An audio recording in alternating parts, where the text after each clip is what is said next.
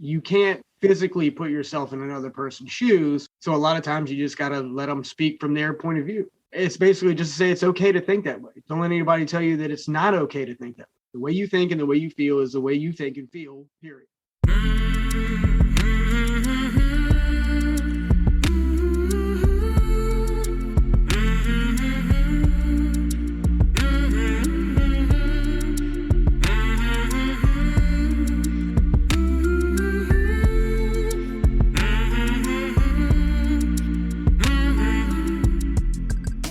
Hey there, my name is Sean, and this is Suicide Noted. On this podcast, I talk with suicide attempt survivors so that we can hear their stories. Every year around the world, millions of people try to take their own lives, and we almost never talk about it. And when we do talk about it, many of us, including me, aren't very good at it. So one of my goals with this podcast is to have more conversations, and hopefully better conversations with survivors. And special thanks to all the attempt survivors who have joined me since we launched in July of 2020, and of course to everybody who listens. I really, really appreciate it. If you are a suicide attempt survivor and you'd like to talk, please reach out. hello@suicidenoted.com or on Facebook or Twitter @suicidenoted. And please keep in mind we are talking about suicide, so this may not be a good fit for everybody. Please take that into account before you listen. I do hope you listen because there is so much to learn. If you'd like to help us out, well, keep doing what you're doing. Listen to this podcast every Monday or whenever you do. Let people know about it. Share it on social media. I'll include a link if you'd like to make a financial contribution. And of course, I know I say this a lot, rating and reviewing this podcast on Apple, it helps people find it. And I think there are people that need to find it. Today, I am talking with Will. Will lives in Virginia, and he is a suicide attempt survivor. What's up, man? What's going on, man? So I remember you reached out. I got an email from you. You had mentioned how this podcast was helping you through sobriety. So I think that's a good starting point. Like, what was that like for you? What was going on? Coming off a lot of stuff, like a really tragic motorcycle accident, losing a career. Times are hard, had a lot of back pain, body pain, stuff like that. The accident was really bad. Fractured vertebrae, fractured ribs. It was a motorcycle versus car thing. Yeah, it put me down physically and mentally. You really don't realize how bad mentally until afterwards. But I was taking pain pills for the pain. I actually kind of got away from them for a little bit and then realized that it was really hard to work out. It was really hard to do physical therapy and stuff like that. So I kind of got back on them. That old chestnut of, you kind of get stuck with them, and then it just kind of spirals out of control is what pretty much happened. You're talking about opioids? Yes. I have heard that story, man. So you were addicted to, what was it? Painkillers.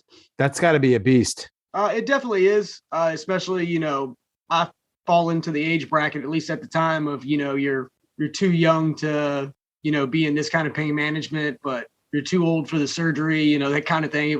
They were like, you're just going to have to heal up and deal with it. It's basically what you're told. But, this is at the height of, the epidemic becoming a mainstream thing. So, I mean, I would have done the same thing. I'd have taken those drugs for sure. If I'm in pain, you can't. Oh, come on. Yeah. And if you can't get them from the doctor, you go and get them from the street. And then the next thing you know, you don't have any money left. So, yeah. And the street is dangerous, right? The drugs are, you don't know. I don't know that much about it. From what I do know, I don't know if pharmaceutical companies were that concerned about how dangerous they were either, but that's perhaps a different conversation. But certainly the street and fentanyl and all that, yeah, it's killing people all the time. I'm glad you survived that.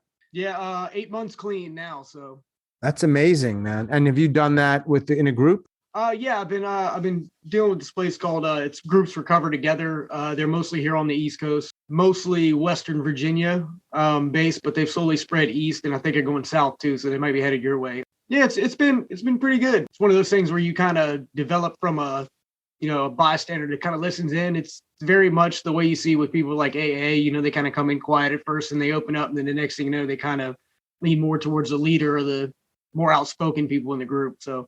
And what was the career that you were in? I was actually in construction. I was working for a trailer company, basically doing anything, electrical, HVAC, plumbing, the whole nine. We would basically tear trailers down to their skeletons and refurbish them for larger offices like remote real estate offices, stuff like that. Basically full modular things. So there wasn't much in the construction field I hadn't been in, especially since a childhood. But yeah, 2008 rolled around and, everybody was getting laid off because of the economy. So I was kind of on the downslope there, tried to get a job, Ended up getting a job as a maintenance guy at a hotel. Was really close. Got into motorcycles, and that's around the time the accident happened. And then everything kind of went downhill. I couldn't work because all my work was basically physically fit stuff, fixing you name it. I just couldn't do it, with a broken back. So. Now, how long were you in the sort of throes of dealing with the pain and the pills? How long did that go on for? The pain and the pills went on for, if you're counting from as early as I can remember, about 10 years. Damn. Yeah, right up until early May of this past year. The 2010s, essentially. Yeah, basically around 2009, 2010, up until about now. Most people do not find this podcast by accident. Basically, sobriety was kind of an eye-opening, situation, because I'm the type that I kind of can't leave well enough alone. It's one of those, if it ain't broke, I'm going to fix it anyways kind of scenarios. But if I do find something broke, it's a matter of going through it. So I explained to my therapist now, it's kind of like if you're shopping a house, you go to therapy, you talk to groups and stuff like that, and you realize that's kind of like the walkthrough of the house. All right, I've seen the kitchen, I've seen the bathroom, I know what the property looks like, Now it's inspection time. I want to go into the attic, the basement, and figure out, if there's anything wrong with the house. Why does it look like it's leaning? All this other stuff. So it kind of led me down the road of rumination, of understanding what rumination was and what ideation was and how long I'd actually been doing it.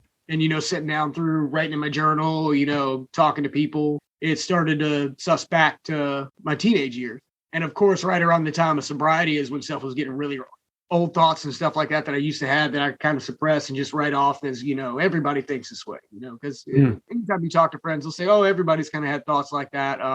I was trying to find this transition between, was it just a thought or was it something I was actually planning out? Was it something, that I was serious about, or if it was just a contemplation? And I realized it went well beyond contemplation. Right. Not just sort of an existential question about our purpose or being alive. So it goes back to your teenage years where you ideated, you thought about suicide. Yeah. And would you think about how detailed did that get? It always leaned more towards the world would be better off. Not so much, I can't take it anymore. Or, if anything was really bothering me, there really weren't too many problems I couldn't handle that would come along. But that easy way out was always an option. Mm-hmm. And I realized that over the years, I kind of leaned on it. Hey, if all else fails, you can always do this. And does that still happen? Oh, yeah. So we're talking more than 2 decades. Oh, yeah. Did you ever try? I can't really say that I've tried. I've been close enough to the point where I've had a firearm in my hand. It's more of one of those, man, I could take care of all of it right now. Mm-hmm. Scenarios. So, do you remember what stopped you from pulling the trigger? This incessant need to, I can't really put a label on it, but I explain to people it's almost like I describe it as a selfish selflessness, if that makes sense. What do you mean? I've got like this weird, I've actually kind of identified it as almost an addiction to other people, like, hey, to me, I'm addicted to doing nice things for other people. It's almost like that instant gratification of, hey, I put some good out in the world. A good example was just yesterday. I was on the interstate, was on the way to a job. I actually work for myself now. So construction-based stuff, maintenance things. Big 4x4 log laying in the middle of the street. 2 people have already hit it. They got flat tires. I pull over and proceed to walk down the side of the interstate. There's cars probably 3 or 4 foot away from me. And I'm not thinking about the danger aspect of it. I'm just thinking of, hey, I'm going to get out in the street and get this danger away from everybody else. And I did that, got back in my truck and moseyed on down the street, didn't think anything of it. But when I say something about it to my girlfriend, she was like, you're going to widow me before we even get married. Help me understand, how does that, I think this kind of connects back to the original thing about ideating or staying alive. What's the link there? I missed it. Living for other people, I guess, kind of weighing your usefulness with your lack of usefulness, I guess. As long as I find that, there's a reason for me to be here, then I'll stay here. I wonder if that tends to be a little bit more common in men. And I don't know the answer. It's sort of the utility thing. You need to be needed. And I imagine it's a human need, but I wonder. Yeah, I'm sure it is from a physical standpoint, whereas from a female standpoint, it's probably more emotionally. Maybe so. So decades of ideating to different degrees, came very, very close. It sounds like you could have easily been dead. When I'm thinking it more from the drug addiction than even the ideating and what that could have led to, but I guess they all overlap. Upon this, this kind of journey through sobriety is that I realized I used to describe the opiate thing as, I'm like, it isn't an addiction, it's more of a dependency. And on paper, it definitely looks that way, even though those two kind of go hand in hand. Because at any given moment, I wanted to leave it. It's like if I could do without it, I'd do without it. If I could do without it, I could do without it. But there was always an excuse to say, man, this makes me an asshole, or I get really, really sick. I can't do anything. I can't function. I don't want to live through the sickness part of it. I'm just going to keep going. It comes back to like my excuse was other people. And I just didn't care about, the physical detriment it had on me, the risk that was involved in, trying to find them or buy them or, whatever it was. It didn't occur to me, much like that kind of interstate example that I gave. The danger didn't process to me. Oh, okay. Well, I knew it was there, but if it happens, oh, cool. Well, that's two birds with one stone.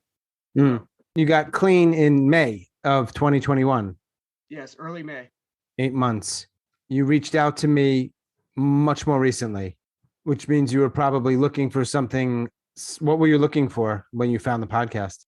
I've heard everything. I've listened to every single one of the podcasts via Spotify.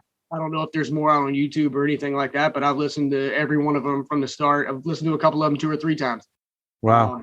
But yeah, basically on this whole, if I'm by myself, you can probably bet I was probably listening to the podcast. So while I was at work or if I'm riding along in the truck or something like that, or maybe I'm just sitting outside having a cigarette, I probably had the podcast on. And it was more from a relative standpoint because you find yourself, you can't really talk to other people about it because you walk this tightrope of fear. Like, am I going to say the wrong thing? Am I going to turn this person away from me? Is this person going to process it as though I'm on the ledge where maybe at the moment I'm not? Or maybe you have a plan in your head and you're like, man, I really don't want to give that up. And I'm asking, and it's not like an ego thing. I'm just really curious. Why do people listen? I want to know. I want to understand. Does anybody know about how close you came? And I'm thinking of that one instance with the gun, but there may have been others.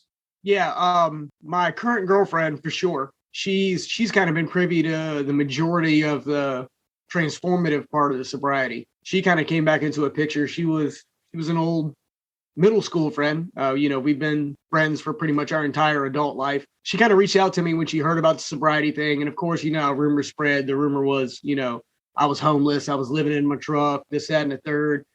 So she kind of reached out to me. I explained to her, I said, no, I'm working out of my truck and I've got a place to live. But stuff isn't that great. We kind of caught up. And from then on, things kind of hit it off. She explained her situation with sobriety as well. And I can't say I've ever met a person more supportive in my life up until this point anyways. And hopefully she'll be the most supportive one for the rest of it. But as I've done this for now a year and a half or so, I think one of the biggest takeaways I have, and it's so simple and almost trite sounding, that like one person can make such a big difference. Yeah. And I guess a lot of people know that already. It's not some original idea I came up with here, of course, but just reminded of like, yep, one person. Does she know that you listen to the podcast? Oh yeah. So there's no secrets there. Yeah, nothing here. And that's one of the better things about the relationship is there really is no secret. She knows my past from either, being involved when things happened or me explaining things in the afterlight of it. But like you said, I mean, you still got to keep that very tight, the number of people who know about some of the stuff you've thought about or how close you came, or the fact that you find some solace or comfort in listening to people share their stories about suicide. Like, you're not telling a lot of people that. I know the information you're looking for is why people listen, and you can pretty much that's what it is. It's from a relative standpoint. You could come in from any perspective. Like, I guess my perspective was, I don't know what made me search it. I was just like, let me listen to something related to it. Let me see what comes up. And of course, there's, a couple, there might be one podcast that isn't dedicated to it, maybe has an episode, and it might speak to an expert or something like that. But then I saw Suicide Noted. I was like, well, this is real people. Right. I'm the type that likes to figure things out on my own. If I can avoid getting somebody else involved, I'd rather wrap my brain around it first and get to the point of I absolutely can't figure it out. And then, and just listening to it, I came into it with, I don't want to say an open mind, but I wouldn't say a closed mind either. It was just, I wanted to hear other stories, and I haven't left it, but what I got from it was there's a lot of relative stuff in there. Some person on the other side of the world in Germany, feels the same way that I did at any given moment. Sure. He might have the best life in the world, but still feel like, he's not meant for it. Mm. You beat your addiction, which I imagine, tell me if I'm wrong, is probably going to be a sort of lifelong battle. The strange thing about it is it's everyone that kind of gets to this point will tell you, oh yeah, I've got it under control. It's not a problem. And it's hard to explain. I've even had to almost argue with therapists and say, I've got to this point where I've shut it out. Mm. I recognize that time has happened, but it just doesn't ring as an option anymore. Like if I wake up in the morning in pain, I'm like, oh, well, I hurt today, whatever. And then I just keep moving. There's literally no link there anymore. And I think because I guess my sobriety has been this emotional dig into my head. It's just that I've gone so deep that I've left that behind. Mm-hmm. So, it's literally the only way that I can explain it.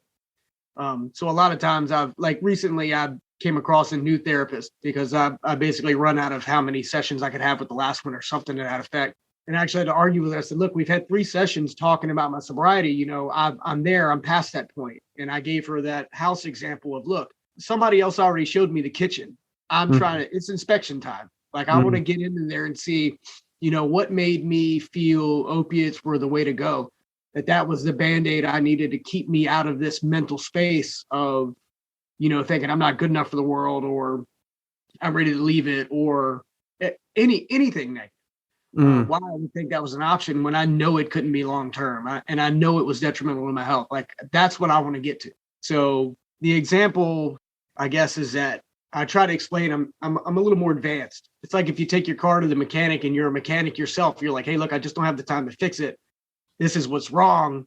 Can you lead me down that path? And then they turn around and reverberate to you the stuff you already know. You're like, yeah, I know. Remember, you and I talked and I told you all of this. You're just repeating it back to me. Yeah. I need you to go on to the next step and get to that point.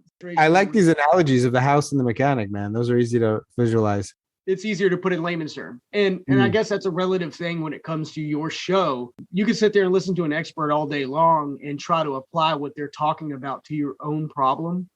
But until you hear somebody else reverberate that same issue, there is no relation. Being able to relate to the people that you talk to. I can't thank you enough, man. It's an awesome show for sure. Thank you. Yeah, trying. Appreciate that. So are you still in pain regularly?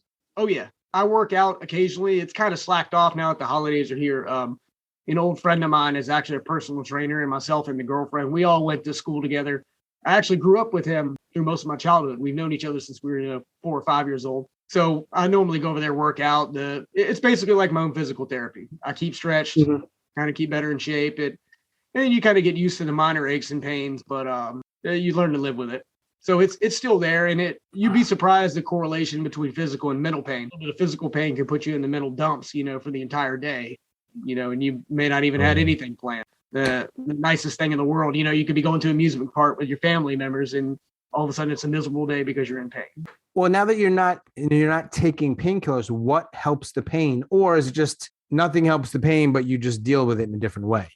That's pretty much it. I've learned to have to lean on the mental aspect of it. And I think that's why sobriety was a good jump off to kind of dig in those coffers to say, what I'm doing right now is working. It's helping the physical pain. I'm in the best shape of my life, even though I chain smoke. So it's kind of the most ironic thing in the world, but you're like, wow, I could have done this before. What made me not go this route before? What made me take the easy way out, so to speak? And that easy way out through opiates to me is almost a mirror easy way out of excuse to not be in the world anymore. Like if I can figure that out, then I know what puts me in that mindset, and I'll never have to be in that mindset again. Well, you've heard the podcast as much as anybody, it sounds like. So I ask certain questions. One of the questions I always ask is around myths, right? The bullshit stuff that you're like, nope, whether that's related to suicide or ideation or addiction. Do you have any that you want, any myths you want to dispel? Well, the first one when it comes to addiction is that somebody can't already have it mentally licked in their head. People say all the time, you don't want to quit until you want to quit. They have to want to quit. They've got to want to do it. They've got to need to do it or something like that. And even then they act as though it's like this huge battle. Well, the folks that are still battling with it are those that don't want to quit. They're still in the I don't want to, but they have because they needed to. Basically, maybe it was affecting their family life or their job or something to that effect. And they just recognized even in the little moments of clarity that they needed to stop. but it's almost like it's forced. Whereas in my situation, I feel it from a true want. Like, I don't want that anymore. I want this again. I used to be this person. Why can't I be that person again? That makes no sense to me. There is a breaking point when it comes to sobriety where a person can stay completely clean. And just from others looking in, if somebody looks at you and you can tell, they're giving you the truth, that's where the myth would lie, is to think that, you have to live in recovery the rest of your life. Yes, you are technically in recovery, but that doesn't mean you could go back in any moment. Mm-hmm. Right after becoming sober, I worked for guys that had drugs in their face all morning, and I could stand right there in the room with them, and it never crossed my mind, to even go that route. I'm like, all right, that works for you, cool. I wonder if some of that's influenced by the 12-step model, the idea that like you are never not an addict, right? Yeah, that's something too. If we're talking about myths and bullshit, I've kind of studied the 12-step model, and a lot of it seems repetitive to me. It seems like it just kind of keeps you in this loop of being an honest person, not abusing the substance that you're on. I see where it's useful to other people, but I look at it and I'm like, this is just a list of things to do every day, like make your bed, take a shower. It's just something for you to stick to. And if you can't stick to that list, then you're not going to be able to stick to your sobriety. So I see it almost as too simple, if that makes sense. Yeah. And I know it works for people, and that's what they need. They just need a guideline or a guidebook to live by. And that's awesome. That's great. It works for them. It wouldn't work for me because I would just see it as an annoyance. Mm-hmm. Do you think that there will ever come a point in your life where you essentially stop ideating? That I don't know. If I had to make an honest assessment, I would say no. Mm-hmm. I would probably never stop. At best, it might drop into the existential realm, kind of like you were talking, like, oh, well, what does happen if I die? And then, you go fill out a will and testament and you make sure you're insured and stuff like that. But from the standpoint of people who actually ideate suicide or plan it or have something already in the works, I don't think it ever goes away. Mm-hmm. And thinking of that, it almost makes me seem kind of hypocritical when it comes to the recovery aspect of it. Like, that addiction never goes away. This isn't really processed as an addiction or something fun. It's a solution, to a temporary problem, which is what a lot of people say. But the problem isn't always temporary. Right. Or depending on how you define temporary, it could be like a lifetime, which is temporary, but it's really fucking long. Oh, yeah. Right. Oh, yeah. If there are people listening that are ideating or contemplating or whatever they're dealing with, do you think there's anything you can say that actually might help them? Or is it just empty words to actually say, whoever you are out there, fill in the blank with advice? Or you think it's all a bunch of bullshit? I wouldn't really say it's a bunch of bullshit. When somebody says, hey, I've been there, and they've heard stories of that person actually being there, saying I've been there and then just walking away is bullshit. Mm-hmm. Actually telling your story or saying, hey, this is where my mind is went. Even if you don't feel like it's that important or if it even fits the grand scheme of things, tell the story. Tell somebody you love tell somebody you love, tell somebody you care about. Don't be incredibly afraid of the reaction or, how they would maybe take it. Most people, especially those who ideate, are pretty good at sniffing out bullshit. I think so. When it comes to that, don't be afraid to talk about it. That's the biggest thing. And that was my biggest hurdle, is just I kept it all inward, kept it to myself, didn't bother talking to anybody about it. And realizing, like listening to the podcast, hearing people talk about it and explain their stories, put me in a mindset of shit, I heard this person that's incredibly down on their luck that says they just ideate sometimes, to this guy who's got the perfect life lined up. It says he's still got a plan and he might do it tomorrow. You can basically see all aspects of it by talking about it. And if your story gets out there, your story gets passed along, the next thing you know, you don't know who it's going to help. And it doesn't have to be a podcast. You could just tell your friend, and then your friend passes it along at the bar. The next thing you know, they've got a story about this person that was well off, that was thinking the same way they were, and said, wow, there's only one way out of this, and it's a bad way, or for me to figure it out. But when you essentially didn't tell people, or told very few people, I mean, there's reasons for that. It wasn't just, I'm going to be loose with my words here, mental illness, or it wasn't just addiction. People don't respond well often. So it's not just this thing. It's based on a real experiences where you learn very quickly, oh, I'm going to not say that much. Yeah. And because you're always worried about the reaction. And this probably just comes from my own personality. You know, I can't speak for how other people feel. Even before addiction, I was the type that really didn't have a problem saying what was on my mind. And if somebody didn't like it, or if that put them out of my life, you know, good riddance. Maybe that was a bad way to look at it, but a lot of people will ask for the real you, or they'll want you to be 100% honest, and then they hear something they don't want to hear. They tend to make their own decision about you. And a lot of times that kind of susses itself out, if that makes sense. And I think that's probably my point of view on it, is that, you know, of course, pick who you talk to wisely. Don't just go tell, you know, the guy down at the, you know, the convenience store about what's going on in your life. But if you feel like you need to talk to somebody, talk to them. That would be the only thing that I could say was surefire non-bullshit. Because even myself trying to get over that, when I finally got to that point of actually talking to somebody about it, it's like a weight was lifted. Well, I'm going to flip that for a second. If somebody comes to you and talks to you or shares with you about this type of stuff, these struggles, how would you engage with them? Because presumably you don't want them to feel the way you've felt before, and I've felt before. This is sort of what do you say or do, or not say or not do? Well, the first thing that I would do is kind of assess the situation of where I was, you know, who was present, what's going on, you know, are we at a bar? Are they drinking? You know, did it seem inebriated? Do they have an addiction problem or something like that? And I would say, hey, you know, right now, drop what I'm doing. I was like, let's go stand somewhere private. Let's go somewhere that's quiet. Let's go get your head straight first and then talk about it. I'm not trying to dismiss you. I really want to hear about this. And then immediately, if I can relate in the situation, relate, but above all else, stop and listen. Because of course, just like you hear on your show a lot of times, which has been one of the better things that I've heard, is just shut the fuck up and listen. That's my line. Yeah, that's your line. So basically, that's what I would do, is I would assess the situation, like of things tangible, you know, right there in the moment, and say, come somewhere where everybody's going to shut the fuck up. Man, woo! Invite me there too. I mean, there are places to find, but you can find them sometimes. So your girlfriend, are you going to marry her? We've talked about it. That's a long ways off. Not something that's going to happen overnight, but who knows? An engagement may not be too far off. Is life different now that you're clean and have somebody who's nice to hang out with? Oh, yeah, for sure. It's hard to explain without a little bit of backstory, but, you know, people in my group or therapists will say, oh, you know, two people who are in sobriety at the same time is a bad mix. You don't want to do that. I have to disagree. As long as you're 100% honest with each other. You know, her sobriety leans from alcoholism. Mine actually leans from opiate addiction. So we're coming from two sides of the same world, if that makes sense.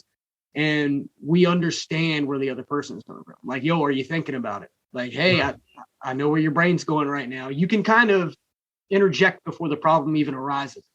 And you don't have to do it in a condescending way. You don't have to do it in a parental way. It's just hey, let's go watch a movie real quick, you know, or something like that. You know how to disperse the situation and kind of help it out without actually having to come out and say it. You've got an idea. You've been in that other person's shoes, so to speak. Totally. How many kids do you have? I have 2. So you're a father. Yes. And a boyfriend, and I don't know what I'll say survivor. That includes the ideation and the drugs. That's the word I use. Yeah. We're not that far from each other. A few hours. I'm in North Carolina. No one gives a shit.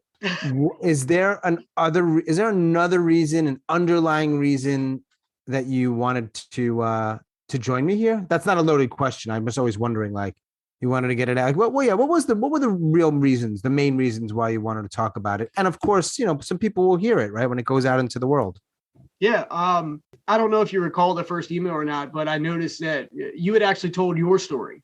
And I noticed that, you know, you were getting short on stories. You had actually mentioned it. You said, hey, you know, some people speak up, and that same character in me that makes me want to help other people says, who the hell am I? If I can hear all these other people's stories, why can't, you know, I at least share on mine a little bit, or come in at least give the show some praise and let them know, you know, how much it's helped. It's the least I could do, you know. Cool. If I'm not giving money on Patreon or something like that, I can at least show my face on here. I appreciate that. Yeah. That's what brought me in, was basically helping you. You know, Thank you. You've helped me and many other people. And if we can get another show on and get some more info out that'll actually be relative to somebody else in the world, then I'm all about it. And you will also help other people too. So it's a nice thing. Oh, yeah. You help me, I help you, we help them. One big sad help fest. One big shut the fuck up fest. Yeah. That's what it is. A bunch of people talking that know how to shut the fuck up and just haven't. Try, yeah. Is there? I'm sure there's always more to one story. That I know for sure. But are there other things to the Will story you want to share with me and thereby whoever hears this? I don't want to be that person that says, no matter what, no matter how bad it gets, don't go down. It's, we're back on the line of bullshit again. Mm-hmm. The way you feel is the way you feel. Don't let anybody in your life tell you, you're a coward for thinking that way. Don't let anybody tell you that, the solution you see in your head to this temporary problem, it's just like you said, that temporary problem might be for the rest of my life. Mm-hmm. You can't physically put yourself in another person's shoes. So a lot of times you just got to let them speak from their point of view. It's one of those things where it's so self-driven that it's basically just to say it's okay to think that way. Don't let anybody tell you that it's not okay to think that way. The way you think and the way you feel is the way you think and feel, period. Mm-hmm. Now, if it goes against, somebody else's truth, okay, great, cool. That's their truth and this is yours. Keep living life to the best of your ability. If you choose to end it or you think that's the best way out, there's really nothing else to say. I mean, you can't. It's one of those things that you don't really want to talk somebody out of because you hear it all the time from that standpoint. Oh, no, don't do that. Don't do this. Don't do that. You've got so much to live for. Like, you think none of this stuff has ever crossed my mind. I just forget all about it. And nobody else has ever told me that, right? Exactly. And it comes down to condescension. And it's like, I'm not an idiot. Yep. The person you're talking to isn't dumb and they aren't necessarily mentally unstable or, like you were saying, have, mental issues or something like that. I'm sure it stems from mental issues, but not something that's clinically diagnosable. It's just things they have going on in their life. There's a small percentage of people that are dealing with sort of something really extreme, bipolar episode or paranoid schizophrenia, where it's a difficult dynamic to engage, but most people aren't that. And that's not to slight anybody who is going through that at all, but most people are just, they can, like you're saying, like they know when you're offering some bullshit or patronizing or some platitudes and you're not willing to hang out and talk or listen. And you're just going to, come on, get out of here. Get out of here with that. And I think that's what comes back to when I say don't be afraid to talk, because those people will show themselves immediately. They'll do it immediately. So it's one of those things where if you do kind of speak out on it and you start to share your story and you get that, that person isn't really going to give a shit about what you have to say. And it comes back to your shut the fuck up principle. It's such a good principle. It's my proudest moment. Stick with it, man. You got to get shirts made. You got to get some swag. Well, man, it was good talking with you. Yeah. And if you ever want to follow up or you want to talk about something else, or, it doesn't even matter. My line's always open. Reach out to me. My scheduling is difficult just because I'm in the construction world and work for myself. So I might be at a job or something like that. But as soon as I'll cut out time like I did this time. Awesome, man. I'll follow up with you soon, but appreciate it again. Hope your day goes well. And thanks again, man. I appreciate you, man. You're doing the Lord's work. If somebody believes that form of fashion, it's really helped me a lot, man. And I continue to listen. So, even if I get past my stage where it even comes out of ideation, I'll continue to listen just so I can hear the story. I think I speak for both of us when I say, let's keep listening and keep shutting the fuck up. Yes? Oh, yeah. All right, man. I'll talk to you soon. Have a good day, bro. You do the same, man. Bye-bye. Ciao. Bye.